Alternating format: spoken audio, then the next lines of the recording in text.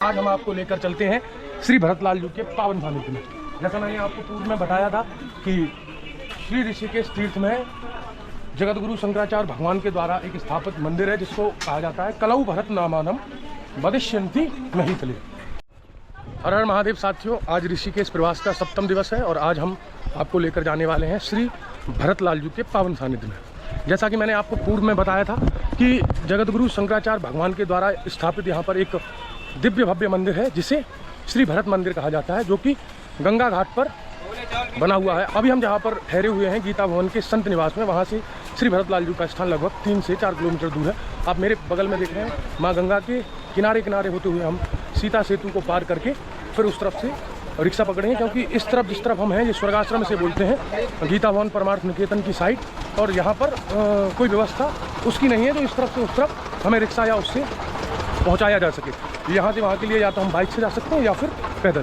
तो आज हमने पैदल चुना और अभी सुबह के 8 बजे हैं और हम अभी जाएंगे वहाँ पर जहाँ के लिए स्कंद पुराण केदार खंड में वर्णित है। आप सीता सेतु के सन्निकट जैसे ही आएंगे तो आपको ये अद्भुत दृश्य देखने को मिलेगा।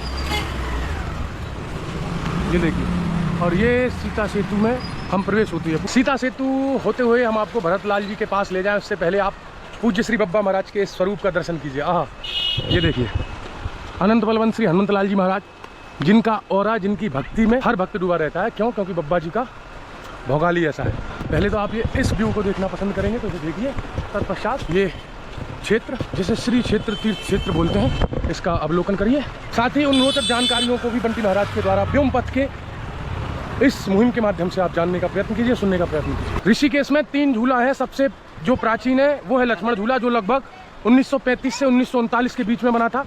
दूसरा झूला है वो है राम झूला, और तीसरा जो सबसे नवीन झूला है जिसे हम श्री जानकी सेतु कहते हैं, जिस पर मैं अभी वर्तमान में जा रहा हूँ। इसका निर्माण लगभग 1986 में हुआ था और इसकी बेसिक सी जानकारी ये है कि ये लगभग 250 मीटर से ज़्यादा लंबा है और लगभग 60 मीटर से ज़्यादा चौड़ा है। इसमें आप जब देखेंगे ये इस तरफ से अप लाइन है, इस तरफ से डाउन लाइन है, जिससे कि 2 पहिया वाहन आ जा सकते हैं। और जानकी नाम इसका इसलिए पड़ा कि ऋषिकेश की एक प्रसिद्ध व्यवसायी महिला थी श्री जानकी देवी, जिनके नाम पर इसका नाम जानकी सेतु रखा गया। बाकी जगत जननी हमारी श्री किशोरी जी को तो जानकी जी कहते ही हैं, तो आप कैसे भी समझ लीजिए, लेकिन इसकी बेसिक सी जानकारी यही है कि श्री जानकी देवी जी एक व्यवसायी परिवार की महिला थी, जिनके नाम पर इसका नाम पड़ा है श्री जानकी सेतु। अब मैं आपको लेके चलता हूँ श्री भरतलाल जी के पास। ये आप जैसे ही भरतलाल जी के मंदिर पर आएंगे तो ये प्रवेश द्वार है और ये पूरा द्वार है और ये अद्भुत क्षेत्र है। चलिए, भैया आप मंदिर का मुख्य द्वार देख रहे हैं और ये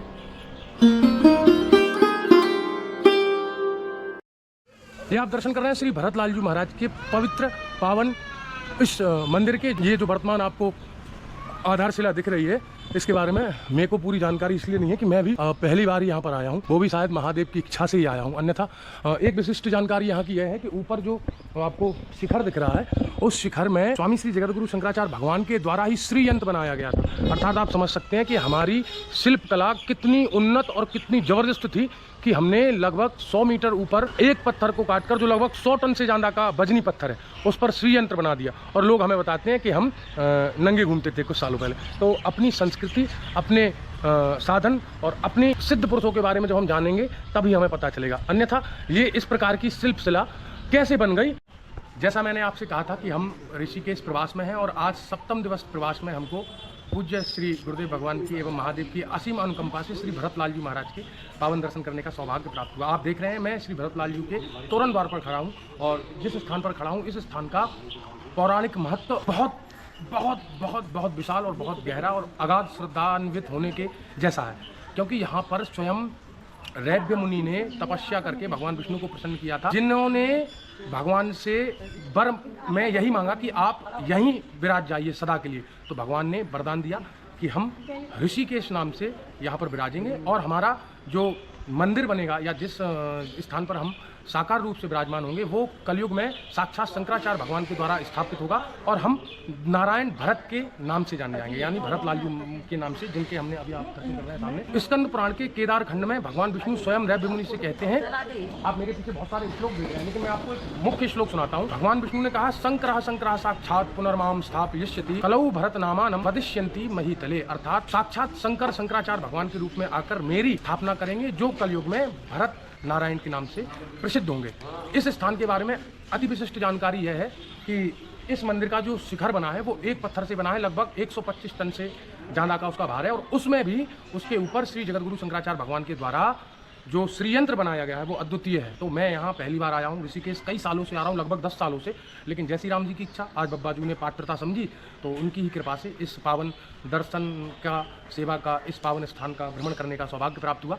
और मैं ऐसे मानता हूँ कि भरत लाल जी तो स्वयं ठाकुर जी की भक्ति के दाता हैं, और उनके जितना ठाकुर जी का कौन प्यारा है, क्योंकि स्वयं गोस्वामी तुलसीदास जी कह रहे हैं, भरत सरिस को राम स्नेही जग जपि राम, राम जपि जेहि। जिस राम को, जिस ईश्वर को पूरा जगत जपता है, वह ईश्वर स्वयं भरत करते हैं। तो आज ऐसे भरत लाल जी के दर्शन हुए, पूज्य गुरुदेव का सानिध्य मिला, पूज्य पंडित जी के द्वारा यहाँ की अलौकिक जानकारियाँ दी गई। मेरा तो जीवन, हृदय, मस्तिष्क, ऊर्जा, चेतना, जो कुछ है सब कुछ ईश्वर की कृपा से है, और उन्हीं की कृपा से मेरा भारत भ्रमण विशाल संकल्प है, इस साधारण नहीं है। 25 वर्ष की आयु जब हो गई तब तो ये समझ में आया कि जीवन में करना क्या है, पैसा कमाना, नौकरी करना एकमात्र उद्देश्य नहीं है। नहीं, ये तो उद्देश्य नहीं हो सकता। तो इसलिए ये जो उद्देश्य है ये बहुत विशाल है, आप लोगों के समर्थन से, आप लोगों के लिए ही, क्योंकि मैं पहले सप्तपुरियाँ कर चुका हूँ, 12 ज्योतिर्लिंग कर चुका हूँ, लेकिन विशेषकर व्योमपथ परिवार और बंटी डॉट महाराज के साथ जो हमने मजबूत संबंध स्थापित किया है, उस संबंध के लिए ही हम ये कर रहे हैं। तो आप सभी का सहयोग अपेक्षित है।